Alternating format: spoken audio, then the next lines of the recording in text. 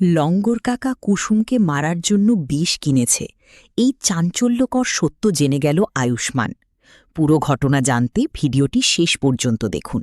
আর এমন নতুন আপডেট পেতে এখনই চ্যানেলটি সাবস্ক্রাইব করে লাইক দিয়ে পাশে থাকুন।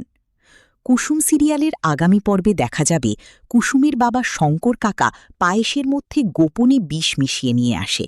এরপর সে কুসুমকে বলে, মা, এই প্রসাদটা খেয়ে নে। কুসুম তখন খুশি হয়ে বলে, বাবা, প্রসাদের গন্ধটা তো দারুণ।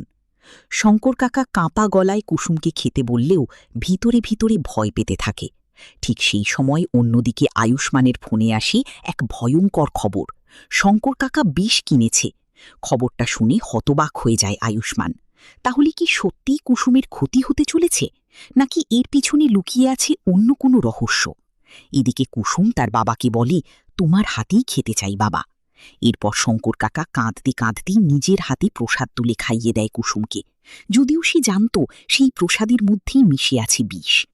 এবার কি হবে? আয়ুষ্মান কি সময় মতো এসে কুসুমকে বাঁচাতে পারবে? জানতে হলে এখনই কমেন্টে আপনার মতামত জানান এবং সাবস্ক্রাইব করুন আমাদের ইউটিউব চ্যানেল। ধন্যবাদ সবাইকে।